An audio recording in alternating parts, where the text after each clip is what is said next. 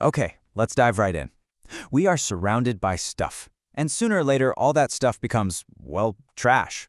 But what if we've been looking at this whole thing completely backwards? Today we're going to dig into the incredible science that's turning our biggest waste problems into some of our most valuable resources. So get this.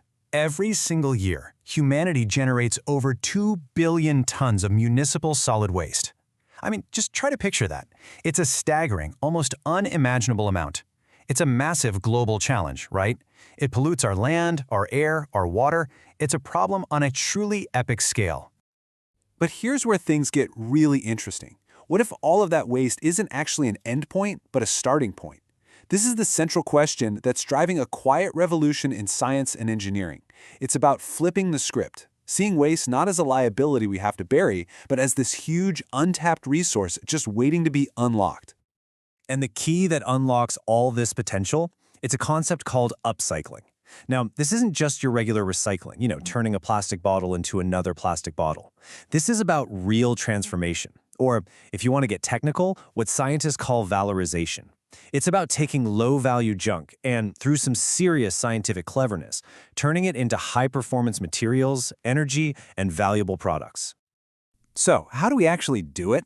Well, let's start with one of the most powerful forces we've got, fire. But we're talking about fire that's been seriously engineered for the 21st century. Welcome to the world of thermochemical upcycling, where we use intense heat and advanced chemistry to basically deconstruct and then reconstruct waste on a molecular level. Okay, and I want to be really clear here. This is not your grandfather's incinerator. The old way of doing things was all about one thing: destruction. You just burn trash to make it smaller, and yeah, you created a lot of pollution in the process.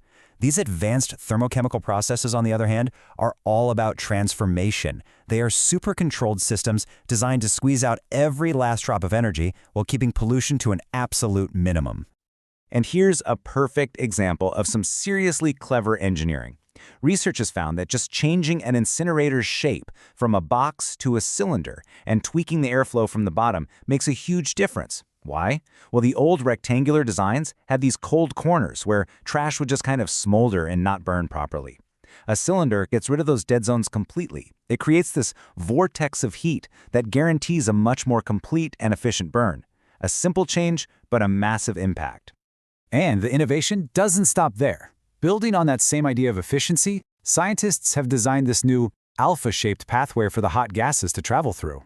Basically, this design concentrates the heat exactly where it needs to be. And the result? You get higher thermal efficiency and even fewer pollutants being released. It really is all about smarter engineering. And of course, cleaning the exhaust gas is absolutely non-negotiable. Modern systems use this multi-stage approach. First, you have techniques like SNCR that neutralize harmful nitrogen oxides. Then, things like cyclones and scrubbers act like these super powerful vacuums, capturing up to 96% of the bad stuff that's left. And the whole process is watched over by advanced sensors in real time to make sure everything is working exactly as it should. And here's the part that really closes the loop. Even the final byproduct, the ash at the bottom, gets upcycled. Instead of just being dumped in a landfill, it's processed and blended to create eco-friendly construction materials like mortar. The circle is complete. Literally nothing goes to waste. Now, if intense heat is one powerful tool, our next approach couldn't be more different. We're shifting from the power of fire to the power of life itself. This is biological upcycling, which basically harnesses nature's own cleanup crew, microbes, enzymes, and fungi, to do all the hard work for us. You have to see this. One of the most fascinating examples is a system called the mush box. It's essentially a kit that introduces mycelium, that's the root network of mushrooms, directly into landfill waste. This process, called mycoremediation, uses these fungi to just chow down on the waste, breaking it down and cleaning up pollutants naturally. And the process is beautifully simple when you break it down. Step 1, you've got your landfill. Step 2, you introduce the mycelium. Step 3, the fungi get to work, biodegrading all sorts of complex organic materials, even some plastics. And the final result, step 4, is that the land can actually be reclaimed. In some of the early trials, a single one of these mushbox systems processed over a ton of waste. It's pretty incredible. Biological methods are also an absolute powerhouse for creating energy. Take a process called anaerobic co-digestion. It sounds complicated, but it's basically just mixing food waste with other organic stuff, like activated sludge. And by getting that recipe just right, studies have shown you can boost the production of biomethane by up to 35%. That is a huge jump in clean energy from just a smarter mix of waste. And the stuff that comes out the other end is so diverse and valuable. We're talking about super nutrient-rich compost from worm farms, biochar that you can put back into the soil to improve it and lock away carbon, and get this, even high-value bioactive compounds that are extracted from microalgae that literally feed on the waste from wineries. Nature produces some amazing treasure. So, okay, we have these two incredibly powerful pathways, one that uses intense heat and the other that uses patient biology. But the real future, the road ahead, isn't about choosing one or the other.